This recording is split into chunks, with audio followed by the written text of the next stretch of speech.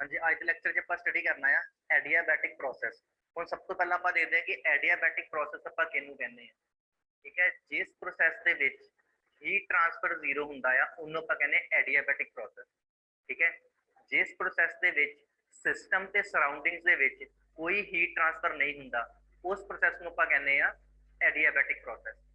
ਪਰ ਇਹਦੇ ਵਿੱਚ ਇੱਕ ਕੰਡੀਸ਼ਨ ਹੋਰ ਹੁੰਦੀ ਆ ਕਿ ਵਰਕ ਡਨ ਹੋਣਾ ਚਾਹੀਦਾ ਹੈ। ਠੀਕ ਹੈ, ਇਸ ਤਰੀਕੇ ਦੇ ਨਾਲ ਐਡੀਆਬੈਟਿਕ ਪ੍ਰੋਸੈਸ ਕਿਹੜੀ ਹੁੰਦੀ ਆ, ਉਹ ਪ੍ਰੋਸੈਸ ਜਿਹਦੇ ਵਿੱਚ ਹੀਟ ਟ੍ਰਾਂਸਫਰ ਹੁੰਦਾ ਆ ਪਰ ਹੀਟ ਟ੍ਰਾਂਸਫਰ ਨਹੀਂ ਹੁੰਦਾ ਪਰ ਵਰਕ ਡਨ ਹੁੰਦਾ ਆ। ਠੀਕ ਹੈ, ਜਿਸ ਪ੍ਰੋਸੈਸ ਦੇ ਵਿੱਚ ਹੀਟ ਟ੍ਰਾਂਸਫਰ ਨਹੀਂ ਹੁੰਦਾ ਪਰ ਵਰਕ ਡਨ ਹੁੰਦਾ ਆ ਉਹਨੂੰ ਆਪਾਂ ਕਹਿੰਦੇ ਆ ਐਡੀਆਬੈਟਿਕ process.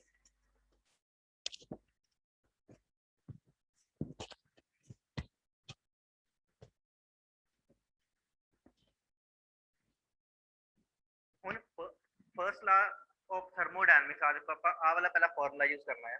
First law of thermodynamics the Q is equal to delta U plus W। Q is equal to delta U plus W। ਹੁਣ ਇਹਦੇ ਵਿੱਚ ਆਪਾਂ ਕੀ ਮੰਨ ਕੇ ਚੱਲ ਰਹੇ ਹਾਂ ਕਿ ਹੀਟ ਟ੍ਰਾਂਸਫਰ ਜ਼ੀਰੋ ਹੁੰਦਾ ਆ, ਇਹਦਾ ਮਤਲਬ Q ਦੀ ਵੈਲਿਊ ਜਿਹੜੀ ਆ ਉਹ ਹੋ ਜਾਏਗੀ zero is equal to delta U plus W। ਠੀਕ ਹੈ, ਹੁਣ ਆਪਾਂ ਇਹਨੂੰ ਫਰਦਰ ਸੋਲਵ ਕਰ ਲੈਂਦੇ ਆ। W is equal to minus delta U। ਆਪਾਂ ਜਦੋਂ ਇਸ ਡੈਲਟਾ U ਨੂੰ ਇਧਰਲੀ ਸਾਈਡ ਲੈ ਕੇ ਜਾਵਾਂਗੇ ਇਹ ਇੱਥੇ ਪਲੱਸ ਦਾ ਹੈ, ਜਾ ਕੇ ਮਾਈਨਸ ਦਾ ਹੋ ਜਾਏਗਾ। ਇਸ ਤਰੀਕੇ ਨਾਲ ਬਣ ਜਾਏਗਾ W is equal to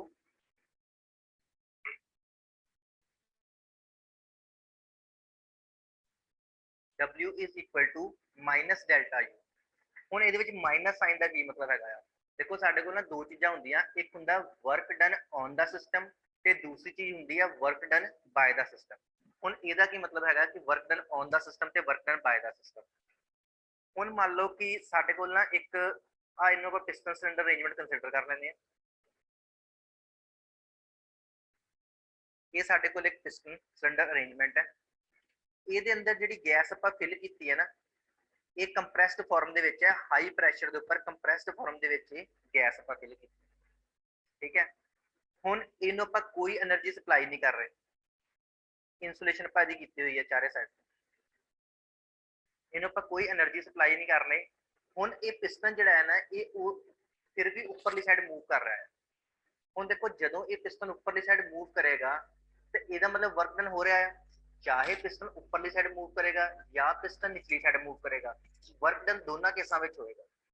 ਠੀਕ ਹੈ, ਇਦਾਂ ਹੀ ਕਰਕੇ ਮੈਂ ਇਧਰਲੀ ਸਾਈਡ ਇੱਕ ਹੋਰ ਡਾਇਗਰਾਮ ਡਰਾ ਕਰ ਲੈਣਾ ਹੈ। ਇੱਕ ਪਿਸਟਨ ਸਿਲੰਡਰ ਅਰੇਂਜਮੈਂਟ ਆਪਾਂ ਇੱਥੇ ਵੀ ਡਰਾ ਕਰ ਲਿਆ, ਆਹ ਇੱਕ ਪਿਸਟਨ ਸਿਲੰਡਰ ਅਰੇਂਜਮੈਂਟ ਹੈ। ਹੁਣ ਇਸ ਕੇਸ ਦੇ ਵਿੱਚ ਕੀ ਹੈਗਾ ਆ ਕਿ ਪਿਸਟਨ ਜਿਹੜਾ ਹੈ ਉਹ ਅਪਵਰਡ ਸਾਈਡ ਮੂਵ ਕਰ ਰਿਹਾ ਹੈ, એનર્ਜੀ ਆਪਾਂ ਕੋਈ ਸਪਲਾਈ ਨਹੀਂ ਕਰ ਰਹੇ ਤੇ ਪਿਸਟਨ ਅਪਵਰਡ ਸਾਈਡ ਕਿੱਦਾਂ ਮੂਵ ਕਰੇਗਾ। ਫਿਰ ਜਿਹੜੀ ਇਸ ਗੈਸ ਦੇ ਕੋਲ એનર્ਜੀ ਹੈਗੀ ਆ ਉਸ એનર્ਜੀ ਕਰਕੇ, ਕਿਉਂਕਿ ਇਹ ਹਾਈ ਪ੍ਰੈਸ਼ਰ ਦੇ ਉੱਪਰ ਗੈਸ ਹੈ, ਇੱਕ એનર્ਜੀ ਹੈਗੀ ਆ, ਉਸ એનર્ਜੀ ਜਿਹੜੀ ਹੈ ਨਾ ਉਹਦੇ ਕਰਕੇ ਆਹ ਪਿਸਟਨ ਜਿਹੜਾ ਅਪਵਰਡ ਡਾਇਰੈਕਸ਼ਨ 'ਚ ਮੂਵ ਕਰੇਗਾ। ਠੀਕ ਹੈ, ਹੁਣ ਇਸ ਕੇਸ ਦੇ ਵਿੱਚ ਵਰਕ ਡਨ ਕੌਣ ਕਰ ਰਿਹਾ ਹੈ, ਇਸ ਕੇਸ ਦੇ ਵਿੱਚ ਜਿਹੜਾ ਵਰਕ ਡਨ ਹੈ ਉਹ ਗੈਸ ਕਰ ਰਹੀ ਹੈ ਜਾਂ ਵਰਕ ਡਨ ਕੌਣ ਕਰ ਰਿਹਾ, ਗੈਸ ਕੀ ਹੈ, ਗੈਸ ਸਿਸਟਮ ਹੈ। ਇਸ ਕੇਸ ਦੇ ਵਿੱਚ ਜਿਹੜਾ ਵਰਕ ਡਨ ਹੋ ਰਿਹਾ ਹੈ ਨਾ ਉਹ ਕੌਣ ਕਰ ਰਿਹਾ, ਸਿਸਟਮ ਵਰਕ ਡਨ ਕਰ ਰਿਹਾ ਹੈ। ਸਿਸਟਮ ਕੀ ਹੈਗਾ ਹੈ, ਗੈਸ, ਇੱਥੇ ਲਿਖ ਦਿੰਦਾ ਹੈ ਗੈਸ ਜਾਂ ਇਹਨੂੰ ਆਪਾਂ ਕਹਿੰਦੇ ਆ ਸਿਸਟਮ। ਠੀਕ ਹੈ, ਹੁਣ ਇਸ ਕੇਸ ਨੂੰ ਆਪਾਂ ਕਹਿੰਦੇ ਆ ਵਰਕ ਡਨ ਬਾय ਦਾ ਸਿਸਟਮ। ਠੀਕ ਹੈ, ਇੱਥੇ ਇਹ ਵੀ ਲਿਖ ਦੇਣਾ ਹੈ ਵਰਕ ਡਨ ਬਾय ਦਾ ਸਿਸਟਮ। ਠੀਕ ਹੈ, ਕਿਉਂਕਿ ਇਹਦੇ ਵਿੱਚ ਸਿਸਟਮ ਜਾਂ ਗੈਸ ਕੰਮ ਕਰ ਰਹੀ ਹੈ, ਕੀ ਕੰਮ ਕਰ ਰਹੀ ਹੈ, ਪਿਸਟਨ ਨੂੰ ਅਪਵਰਡ ਮੂਵ ਕਰਵਾਉਣ ਦਾ ਕੰਮ ਕਰ ਰਹੀ ਹੈ। ਠੀਕ ਹੈ, ਹੁਣ ਇਸ ਕੇਸ 'ਚ ਆਪਾਂ ਕੀ ਮੰਨ ਲੈਣੇ, ਆਪਾਂ ਮੰਨ ਲੈਣੇ ਕਿ ਇੱਥੋਂ ਕੋਈ ਡਾਊਨਵਰਡ ਫੋਰਸ ਐਕਟ ਕਰ ਰਹੀ ਹੈ। ਠੀਕ ਹੈ, ਹੁਣ ਇਸ ਕੇਸ ਦੇ ਵਿੱਚ ਕੀ ਹੈ, ਇਹ ਪਿਸਟਨ ਦੇ ਉੱਪਰ ਕੋਈ ਐਕਸਟਰਨਲ ਚੀਜ਼ ਇਸ ਪਿਸਟਨ ਦੇ ਉੱਪਰ ਕੰਮ ਕਰ ਰਹੀ ਹੈ। ਠੀਕ ਹੈ, ਜਿਹਦੇ ਕਰਕੇ ਪਿਸਟਨ ਡਾਊਨਵਰਡ ਮੂਵ ਕਰ ਰਿਹਾ ਹੈ ਤੇ ਇਹ ਕੀ ਕਰ ਰਿਹਾ ਹੈਗਾ, ਪਿਸਟਨ ਅੱਗੇ ਗੈਸ ਨੂੰ ਕੰਪਰੈਸ ਕਰ ਰਿਹਾ ਹੈ, ਸਿਸਟਮ ਨੂੰ ਕੰਪਰੈਸ ਕਰਦਾ ਗਿਆ। ਠੀਕ ਹੈ, ਸਿਸਟਮ ਆਪਾਂ ਕਿਹਨੂੰ ਮੰਨਿਆ, ਗੈਸ ਨੂੰ। ਹੁਣ ਇਹਨੂੰ ਆਪਾਂ ਕੀ ਕਵਾਂਗੇ, ਇਹਨੂੰ ਆਪਾਂ ਕਵਾਂਗੇ ਵਰਕ ਡਨ ਔਨ ਦਾ ਸਿਸਟਮ। ਠੀਕ ਹੈ, ਇਹਦਾ ਮਤਲਬ ਕੋਈ ਐਕਸਟਰਨਲ ਚੀਜ਼ ਹੈਗੀ ਆ ਜਿਹੜੀ ਸਿਸਟਮ ਦੇ ਉੱਪਰ ਕੰਮ ਕਰ ਰਹੀ ਹੈ। ਠੀਕ ਹੈ, ਇਸ ਤਰੀਕੇ ਨਾਲ ਸਾਡੇ ਕੋਲ ਇੱਕ ਹੁੰਦਾ ਵਰਕ ਡਨ ਬਾय ਦਾ ਸਿਸਟਮ, ਇੱਕ ਹੁੰਦਾ ਵਰਕ ਡਨ ਔਨ ਦਾ ਸਿਸਟਮ। ਹੁਣ ਅਗਲੀ ਚੀਜ਼ ਆਪਾਂ ਦੇਖਦੇ ਹਾਂ, ਹੁਣ ਜਦੋਂ ਵਰਕ ਡਨ ਬਾय ਦਾ ਸਿਸਟਮ ਹੈ, ਦੇਖੋ ਜਦੋਂ ਵੀ ਕੋਈ ਵਰਕ ਡਨ ਹੁੰਦਾ ਹੈ એનર્ਜੀ ਕੰਜ਼ਿਊਮ ਹੋਏਗੀ, ਜਦੋਂ ਵੀ ਕੋਈ ਵਰਕ ਡਨ ਹੋਏਗਾ એનર્ਜੀ ਕੰਜ਼ਿਊਮ ਹੋਏਗੀ, ਕਿਉਂਕਿ ਵਰਕ ਡਨ ਕਰਨ ਦੇ ਵਿੱਚ ਕੁਝ એનર્ਜੀ ਜਿਹੜੀ ਹੈ ਲੱਗਦੀ ਹੈ, ਠੀਕ ਹੈ। ਹੁਣ ਇਸ ਕੇਸ ਦੇ ਵਿੱਚ ਕੀ ਹੈ, ਵਰਕ ਡਨ ਹੋ ਰਿਹਾ ਹੈ, ਕੀ ਵਰਕ ਡਨ ਕੀ ਹੋ ਰਿਹਾ, ਪਿਸਟਨ ਉੱਪਰਲੀ ਸਾਈਡ ਨੂੰ ਮੂਵ ਕਰ ਰਿਹਾ ਹੈ, ਤੇ ਕੋਈ ਨਾ ਕੋਈ ਤੇ ਚੀਜ਼ ਕੰਮ ਕਰ ਰਹੀ ਹੈ ਨਾ, ਜਿਹਦੇ ਕਰਕੇ ਕੀ ਹੈ એનર્ਜੀ ਕੰਜ਼ਿਊਮ ਹੋਏਗੀ, ਜਿਹਦੇ ਕਰਕੇ ਉਹ ਵਰਕ ਤੇ ਕਨਵਰਟ ਹੋ ਰਹੀ ਹੈ। ਹੁਣ ਉਹ ਵਰਕ ਡਨ ਕੌਣ ਕਰਦਾ ਪਿਆ ਆ, ਉਹ ਵਰਕ ਡਨ ਗੈਸ ਕਰਦੀ ਪਈ ਹੈ, ਇਹਦਾ ਮਤਲਬ ਗੈਸ ਦੀ એનર્ਜੀ ਜਿਹੜੀ ਹੈ ਘਟਣੀ ਸ਼ੁਰੂ ਹੋ ਜਾਏਗੀ, ਠੀਕ ਹੈ। ਤੇ ਇਹਨਾਂ ਕੀ ਹੋਏਗਾ, ਗੈਸ ਦੀ એનર્ਜੀ ਜਦੋਂ ਘਟੇਗੀ ਤਾਂ ਆਪਾਂ ਕਹਾਂਗੇ ਕਿ ਇਹਦਾ ਜਿਹੜੀ ਡੈਲਟਾ ਯੂ ਇੰਟਰਨਲ એનર્ਜੀ ਹੈ ਨਾ ਉਹ ਘਟਣਾ ਸ਼ੁਰੂ ਹੋ ਜਾਏਗੀ, ਠੀਕ ਹੈ। ਤੇ ਉਹ ਹੁਣ ਇੰਟਰਨਲ એનર્ਜੀ ਘਟ ਰਹੀ ਹੈ ਤੇ ਉਹ ਕਿੱਥੇ ਕਨਵਰਟ ਹੋ ਰਹੀ ਹੈ, ਉਹ ਵਰਕ ਡਨ ਚ ਕਨਵਰਟ ਹੋ ਰਹੀ ਹੈ, ਤੇ ਵਰਕ ਡਨ ਕੀ ਹੈਗਾ, ਪਿਸਟਨ ਜਿਹੜਾ ਉਹ ਅਪਵਰਡ ਮੂਵ ਕਰ ਰਿਹਾ ਹੈ।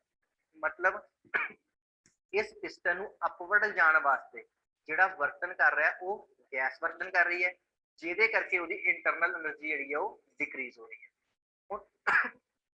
ਹੁਣ ਇਸ ਕੇਸ ਦੇ ਵਿੱਚ ਨਾ ਉਲਟਾ ਹੋਏਗਾ, ਇਹਦੇ ਵਿੱਚ ਕੀ ਹੈਗਾ ਆ, ਕੋਈ ਐਕਸਟਰਨਲ ਚੀਜ਼ ਸਿਸਟਮ ਦੇ ਉੱਪਰ ਕੰਮ ਕਰ ਰਹੀ ਹੈ, ਠੀਕ ਹੈ। ਇਹਦਾ ਮਤਲਬ ਕੀ ਹੈ, ਵਰਕ ਡਨ ਸਿਸਟਮ ਦੇ ਉੱਪਰ ਹੋ ਰਿਹਾ ਹੈ, ਕੋਈ ਐਕਸਟਰਨਲ ਚੀਜ਼ ਵਰਕ ਡਨ ਕਰ ਰਹੀ ਹੈ, ਜਿਹਦੇ ਕਰਕੇ ਹੁਣ ਵਰਕ ਡਨ ਵਿੱਚ એનર્ਜੀ ਲੱਗ ਰਹੀ ਹੈ। ਹੁਣ એનર્ਜੀ ਸਿਸਟਮ ਦੇ ਅੰਦਰ ਕੋਈ ਐਕਸਟਰਨਲ ਚੀਜ਼ ਅੰਦਰ ਨੂੰ એનર્ਜੀ ਜਿਹੜੀ ਸਪਲਾਈ ਕਰ ਰਹੀ ਹੈ, ਤੇ ਉਹ એનર્ਜੀ ਇਹਦੇ ਅੰਦਰ ਸਟੋਰ ਹੋ ਰਹੀ ਹੈ, ਤੇ ਜਿਹਦੇ ਨਾਲ ਕੀ ਹੋਏਗਾ, ਇਹਦੀ ਇੰਟਰਨਲ એનર્ਜੀ ਡੈਲਟਾ ਯੂ ਜਿਹੜੀ ਆ ਉਹ ਇਨਕਰੀਜ਼ ਹੋਣਾ ਸ਼ੁਰੂ ਹੋ ਜਾਏਗੀ। ਹੁਣ ਅਗਰ ਆਪਾਂ ਵਰਕ ਡਨ ਬਾय ਦਾ ਸਿਸਟਮ ਹੋਏਗਾ ਤੇ ਉਸ ਕੇਸ 'ਚ ਆਪਾਂ ਨੈਗੇਟਿਵ ਸਾਈਨ ਯੂਜ਼ ਕਰਾਂਗੇ, ਅਗਰ ਵਰਕ ਡਨ ਔਨ ਦਾ ਸਿਸਟਮ ਹੋਏਗਾ ਉਸ ਕੇਸ ਦੇ ਵਿੱਚ ਆਪਾਂ ਪੋਜ਼ਿਟਿਵ ਸਾਈਨ ਯੂਜ਼ ਕਰਦੇ ਹੈਗੇ। ਹੁਣ ਇਹਦੇ ਵਿੱਚ ਕੀ ਹੈਗਾ ਆ, ਇਹ ਹੈਗਾ W is equal to minus delta U, ਇਹਦਾ ਮਤਲਬ ਕੀ ਹੈ, ਸਿਸਟਮ ਵਰਕ ਡਨ ਕਰ ਰਿਹਾ ਹੈ। ਇੱਥੇ ਇਹਨੂੰ ਪਕਾਵਾਂਗੇ ਕਿ ਨੈਗੇਟਿਵ ਸਾਈਨ ਦਾ ਕੀ ਮਤਲਬ ਹੈ, ਵਰਕ ਡਨ ਬਾय ਦਾ ਸਿਸਟਮ, ਜਿਹੜੀ ਗੈਸ ਹੈਗੀ ਹੈ ਉਹ ਵਰਕ ਡਨ ਕਰ ਰਹੀ ਹੈ, ਆਪਾਂ ਕੋਈ ਵੀ ਐਕਸਟਰਨਲ એનર્ਜੀ ਸਪਲਾਈ ਨਹੀਂ ਕਰ ਰਹੇ, ਕਿਉਂਕਿ ਇਹ ਕਿਉਂ ਨਹੀਂ ਐਕਸਟਰਨਲ એનર્ਜੀ ਸਪਲਾਈ ਕਰ ਰਹੇ, ਕਿਉਂਕਿ ਆਪਾਂ ਹੀਟ ਟ੍ਰਾਂਸਫਰ ਪਹਿਲਾਂ ਹੀ ਜ਼ੀਰੋ ਮੰਨ ਕੇ ਚੱਲੇ, ਠੀਕ ਹੈ। ਇਸ ਕਰਕੇ ਇੱਥੇ W is equal to minus delta U ਲਿਖਿਆ। ਹੁਣ ਇੱਕ ਇਹਦੀ ਡੈਫੀਨੇਸ਼ਨ ਹੋਰ ਹੁੰਦੀ ਆ, ਆਪਾਂ ਐਡੀਆਬੈਟਿਕ ਪ੍ਰੋਸੈਸ ਕਿਹਨੂੰ ਕਹਿੰਦੇ ਆ, ਜੋ ਪ੍ਰੋਸੈਸ ਇਸ ਰਿਲੇਸ਼ਨ ਨੂੰ ਫੋਲੋ ਕਰਦੀ ਹੈ, PV ਦੀ power gamma is equal to constant.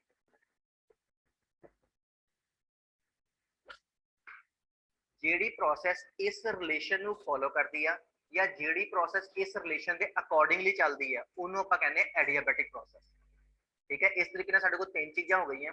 ਐਡੀਆਬੈਟਿਕ process ਵਿੱਚ ਕੀ ਹੁੰਦਾ ਆ, ਇੱਕ ਤਾਂ ਹੀਟ ਟ੍ਰਾਂਸਫਰ ਜ਼ੀਰੋ ਹੁੰਦੀ ਆ, ਦੂਸਰਾ ਵਰਕ ਡਨ ਹੁੰਦਾ ਆ, ਤੇ ਤੀਸਰਾ ਆਪਾਂ ਇਹ ਵੀ ਕਹਿ ਸਕਦੇ ਆ ਜਿਹੜੀ ਪ੍ਰੋਸੈਸ ਇਸ ਰਿਲੇਸ਼ਨ ਨੂੰ ਫੋਲੋ ਕਰਦੀ ਆ ਉਹਨੂੰ ਆਪਾਂ ਕਹਿੰਦੇ ਐਡੀਆਬੈਟਿਕ ਪ੍ਰੋਸੈਸ।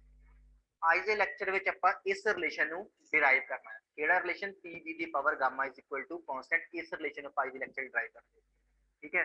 ਹੁਣ ਸਭ ਤੋਂ ਪਹਿਲਾਂ ਆਪਾਂ ਸਟਾਰਟ ਕਿੱਦਾਂ ਕਰਦੇ ਆ, ਆਪਾਂ ਇਸ ਇਕੁਏਸ਼ਨ ਤੋਂ ਸਟਾਰਟ ਕਰਦੇ ਆ ਜਿਹਨੂੰ ਆਪਾਂ ਕਹਿੰਦੇ ਆ first law of thermodynamics, Q is equal to delta U plus W। ਆਪਾਂ ਇਸ ਤੋਂ ਸ਼ੁਰੂ ਕਰਦੇ ਹਾਂ ਆਪਣੀ ਇਕੁਏਸ਼ਨ।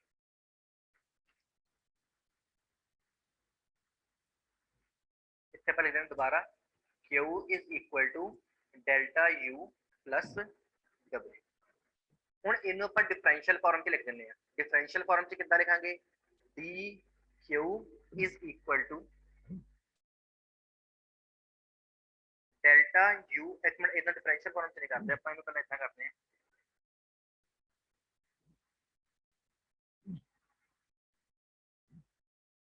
चलो डिफरेंशियली कर लो पहला, dq is equal to delta u plus w, ठीक है। dq is equal to delta u plus w, ਇੱਥੇ ਆਪਾਂ dq ਕਰ ਦਿੱਤਾ ਹੈ। ਹੁਣ ਇਸ ਤੋਂ ਬਾਅਦ ਹਮ ਦੱਸਿਆ ਸੀਗਾ ਡੈਲਟਾ u ਦਾ ਸਟੈਂਡਰਡ ਫਾਰਮੂਲਾ ਹੁੰਦਾ ਹੈ, ਠੀਕ ਹੈ। ਇੱਥੇ ਲਿਖਿਆ ਹੋਏਗਾ m into cv into dt, ठीक है। ਇਹ ਫਾਰਮੂਲਾ ਆਪਾਂ ਇੱਥੇ ਸਬਸਟੀਟਿਊਟ ਕਰ ਦਿੰਦੇ ਹਾਂ, m into cv into dt plus work done का फॉर्मूला भी तुहानू दस्सिया सीगा, वर्क डन किहदे बराबर हुंदा, P into dV दे, इत्थे आपां दूसरा लिख देना P into d, ठीक है। हुण आपां ये मान के चल रहे कि m जिहड़ा है वो 1 किलोग्राम है या 1 यूनिट है, इत्थे आपां लिख देने m is equal to 1 unit, ठीक है। ते ये हुण फॉर्मूला की बन जाएगा, m की जगह आपां की कर देना 1 ते बाकी फॉर्मूला बचेगा Cv into dt plus P into dV, ये किहदे बराबर होएगा, dq। इनू आप पा देना इक्वेशन नंबर 1, ठीक है। आप कुछ नहीं किया, सिर्फ एक फॉर्मूले सबस्टिट्यूट कर देते हैं, डेल्टा यू का फॉर्मूला सबस्टिट्यूट किया है ते w का फॉर्मूला सबस्टिट्यूट किया है। इस तो बाद आप नेक्स्ट स्टेप ते की करना है, आप स्टडी किया सीगा कि adiabatic process they which heat transfer zero हुंदा है, इस करके ਆਪਾਂ ਕੀ ਕਰਾਂਗੇ ਇੱਥੇ ਹੀਟ ਟ੍ਰਾਂਸਫਰ dq ਜਿਹੜਾ ਹੈ ਨਾ ਇਹ ਹੈਗਾ ਹੀਟ ਟ੍ਰਾਂਸਫਰ ਇਹਨੂੰ ਆਪਾਂ 0 ਸਬਸਟੀਟਿਊਟ ਕਰ ਦਵਾਂਗੇ ਤੇ ਬਾਕੀ ਇਕੁਏਸ਼ਨ ਸਾਡੇ ਕੋਲ ਕੀ ਬਚੇਗੀ cv dt plus p dv is equal to 0 ਆਪਾਂ ਇੱਥੇ dq ਦੀ ਜਗ੍ਹਾ 0 ਪੁੱਟ ਕਰ ਦਿੱਤਾ ਇਸ ਇਕੁਏਸ਼ਨ ਨੂੰ ਆਪਾਂ ਐਜ਼ ਇਟ ਇਜ਼ ਇੱਥੇ ਲਿਖ ਲਿਆ ਠੀਕ ਹੈ ਇਹਨੂੰ ਆਪਾਂ ਪਾ ਦੇਣਾ ਇਕੁਏਸ਼ਨ ਨੰਬਰ 2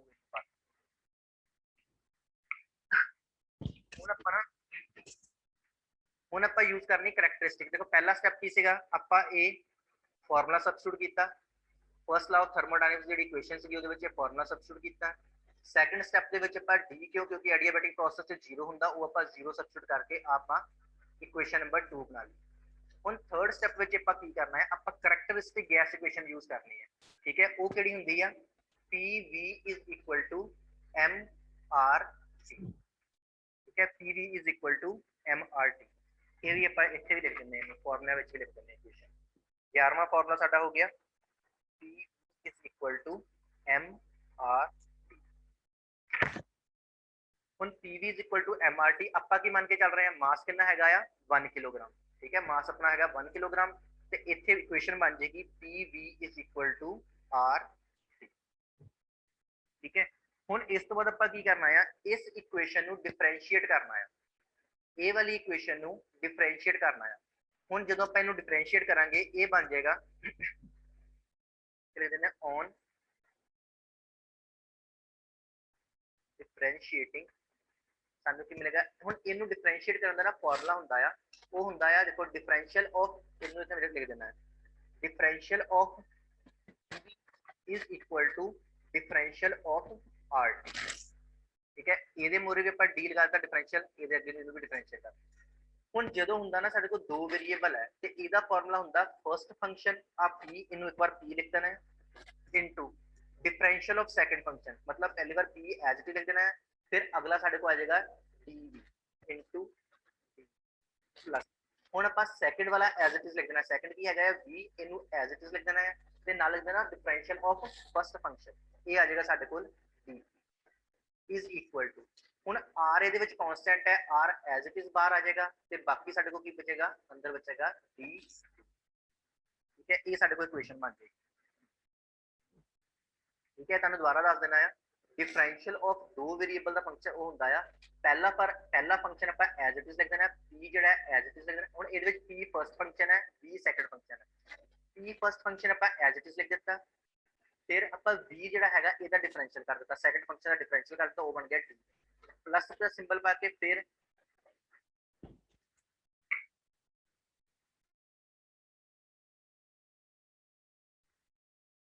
ਹੁਣ ਇਹਦੇ ਵਿੱਚ ਸੈਕੰਡ ਫੰਕਸ਼ਨ ਹੈਗਾ v ਉਹ ਆਪਾਂ ਐਜ਼ ਇਟ ਇਜ਼ ਲਿਖ ਦੇਣਾ ਆ ਫਿਰ into differential of first function differential first function ਕੀ ਹੈ p ਇਸ ਕਰਕੇ ਇੱਥੇ ਆ ਗਿਆ dt is equal to r constant ਹੈ ਉਹ ਐਜ਼ ਇਟ ਇਜ਼ ਆ ਜਾਏਗਾ ਬਸ ਅੰਦਰ ਬਚੇਗਾ d ਹੁਣ ਆਪਾਂ ਇਹਨੂੰ ਫਰਦਰ ਸੋਲਵ ਕਰਨਾ ਆ dt ਕਿਹਦੇ ਬਰਾਬਰ ਆ ਗਿਆ dt is equal to dt ਆਪਾਂ ਇੱਧਰ ਰੱਖਾਂਗੇ r ਨੂੰ ਆਪਾਂ ਇੱਧਰ ਲੈ ਜਾਵਾਂਗੇ ਇਹ ਬਣ ਜਾਏਗਾ p into dv plus v into dt divided by r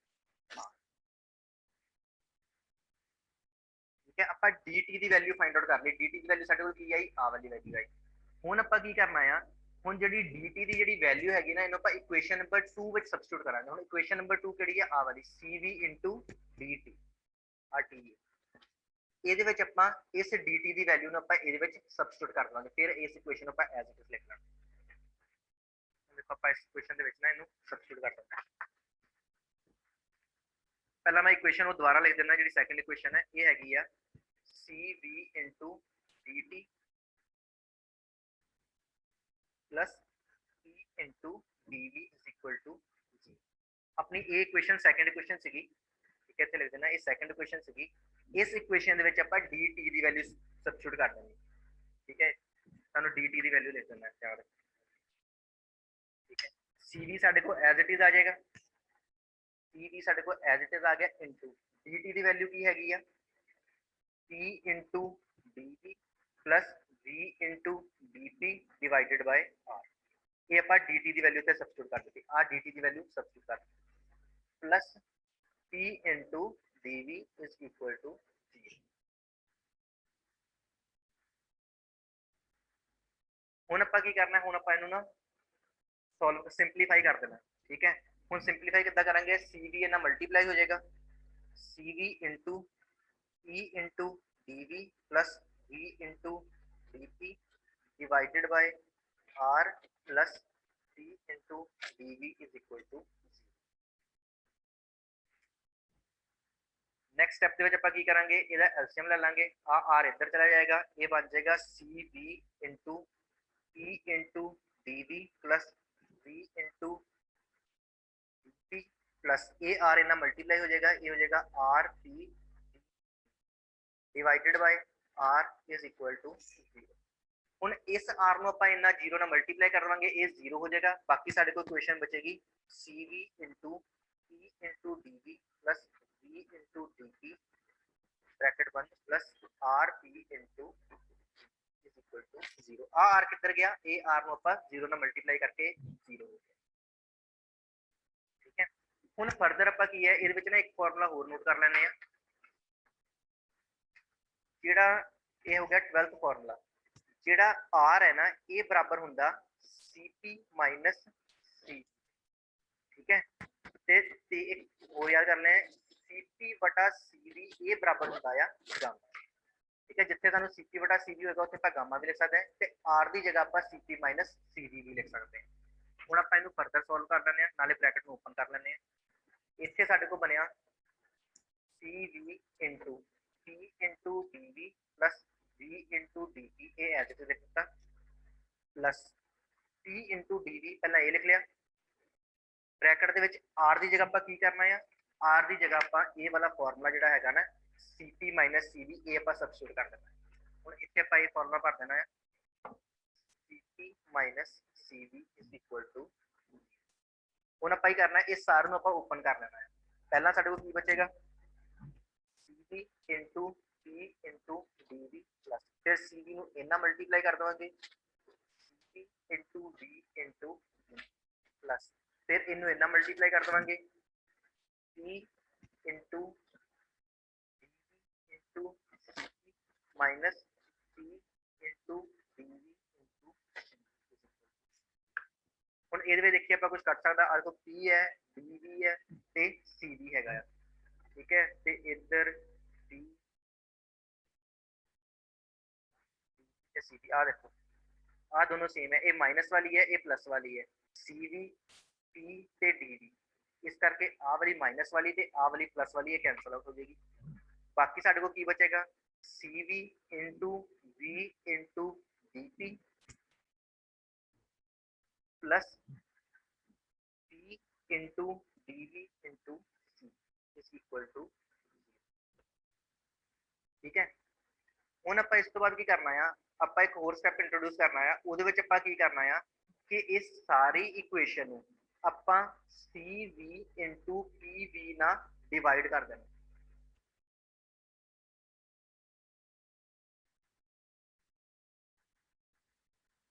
ਠੀਕ ਹੈ, ਇਹ ਵਾਲੀ ਸਾਰੀ ਇਕੁਏਸ਼ਨ ਆਪਾਂ CV into PV ਨਾਲ ਡਿਵਾਈਡ ਕਰ ਦੇਣਾ ਹੈ।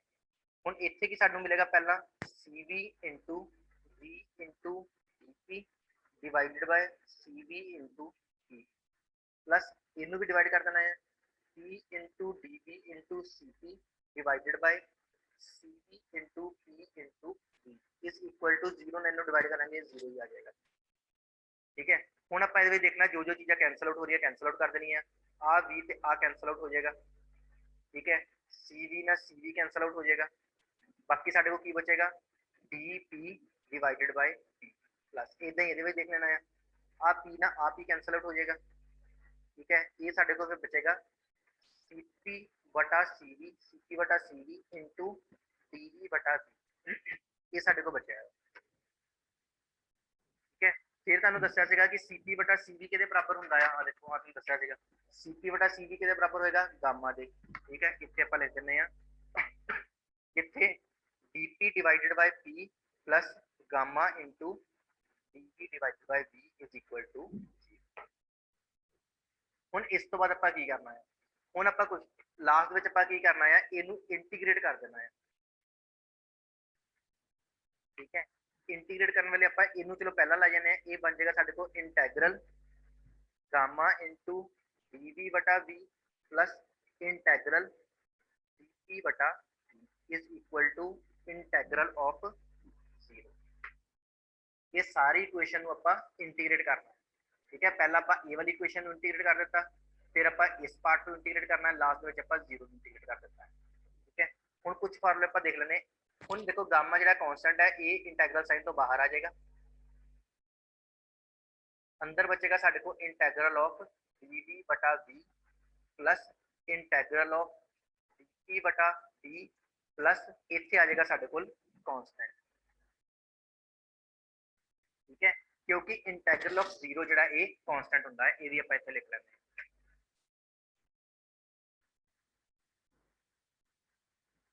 14th फार्मूला साडा हो गया इंटैग्रल ऑफ 0 इज इक्वल टू, ये कांस्टेंट हो गया। 15th फार्मूला हुन अगे फार्मूला हो रहा है। हुन इहदे विच देखो तुहानूं दिखाया सीगा कि इंटैग्रल ऑफ dv बटा v किहदे बराबर हुंदा आ, इत्थे आपां किते लिखिया सीगा, आ देखो इंटैग्रल ऑफ dt बटा t किहदे बराबर हुंदा आ, log to the base e t दे। इंटैग्रल ऑफ dv बटा v किहदे बराबर होएगा, log to the base e t दे। इत्थे आपां लिख देना आ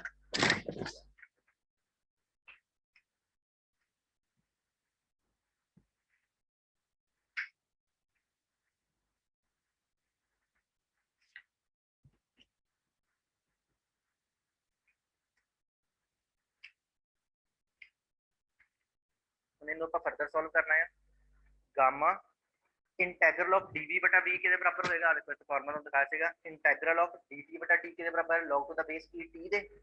इसे करके इंटैग्रल ऑफ dv बटा v के बराबर आएगा log to the base e t दे प्लस इंटैग्रल ऑफ dt बटा t के बराबर आएगा log to the base e t दे। इन्हों पर पहले ना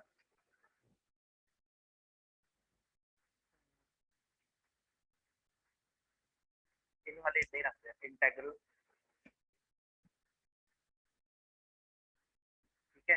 तो जो इंटेग्रल ऑफ 0 है ये बराबर आ जाएगा log to the base e, c constant है, ठीक है। आज में दोबारा देख लो, आप इस इक्वेशन में ना कांस्टेंट दी बजाय इत्थे लगाने दी बजाय आपने पहला एज इट इज सारे इंटेग्रल ही रखा है, उस तो बाद आपने सॉल्व किया है। हुन इत्थे जिहड़ा एक फार्मूला हुंदा है वो भी इत्थे लिख देना है n log to the base e m। ये फार्मूला जिहड़ा है ਇਹਦਾ मतलब हुंदा log to the base e m दी पावर n, मतलब ए m इत्थे एज इट इज रहेगा, ए n जिहड़ा है वो इस m दी पावर बन जाएगा। ये भी एक फार्मूला हुंदा है। उस तो इलावा एक फार्मूला वो तुहानूं चलो अगे नैक्सट करदा है।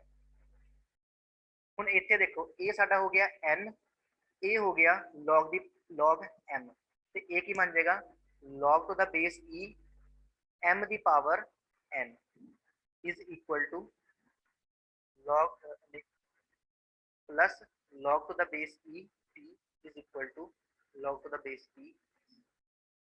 हुन एक फार्मूला होर हुंदा आ, वो हैगा आ log to the base e m plus log to the base e n is equal to log to the base e m into n। हुन ये आपां फार्मूला इत्थे कितना अडॉप्ट करांगे, log to the base e m की हैगा v दी power gamma plus log to the base e n की हैगा p is equal to log to the base e c। हुन ये फार्मूला आपां इत्थे लगाना है, एक एदा फार्मूला की होएगा, ये बन जाएगा log to the base e m की हैगा इत्थे आ m है, ते इहदे कोरेस्पोंडिंग की m हैगा v दी power gamma log to the base e v दी पावर गामा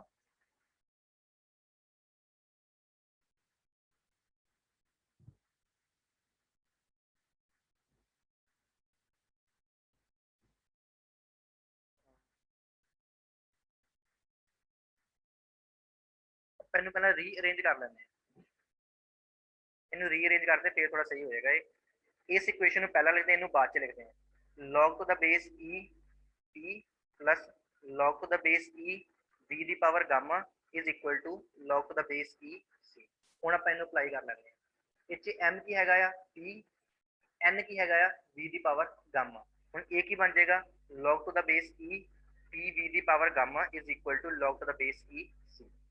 ਹੁਣ ਇਹ log ਆਪਾਂ ਫਰਦਰ ਸੋਲਵ ਕਰਾਂਗੇ, a ਬਰਾਬਰ ਆ ਜਾਏਗਾ p v ਦੀ power gamma is equal to constant. ਇਹ ਸਾਡੀ ਫਾਈਨਲ ਇਕੁਏਸ਼ਨ ਹੈ। ਠੀਕ ਹੈ, ਇਹਦੇ ਵਿੱਚ ਸਟੈਪ ਤੇ ਫਾਰਮੂਲੇ ਇਹ ਸਾਰੇ ਯਾਦ ਰੱਖਣੇ। ਹੁਣ ਅਗਰ ਕਿਸੇ ਬੱਚੇ ਨੂੰ ਕੋਈ ਪ੍ਰੋਬਲਮ ਹੈਗੀ ਹੈ, ਕੋਈ ਸਟੈਪ ਨਹੀਂ ਪਤਾ ਲੱਗਾ, ਉਹ ਮੇਰੇ ਤੋਂ ਪੁੱਛ ਲਓ। ਕਿਸੇ ਵੀ ਪੁਆਇੰਟ ਦੇ ਉੱਪਰ ਕੋਈ ਵੀ ਪ੍ਰੋਬਲਮ ਹੈਗੀ ਹੈ ਨਾ, ਨਹੀਂ ਕਲੀਅਰ ਹੋਇਆ, ਉਹ ਪੁੱਛ ਲਈਏ ਹੁਣ।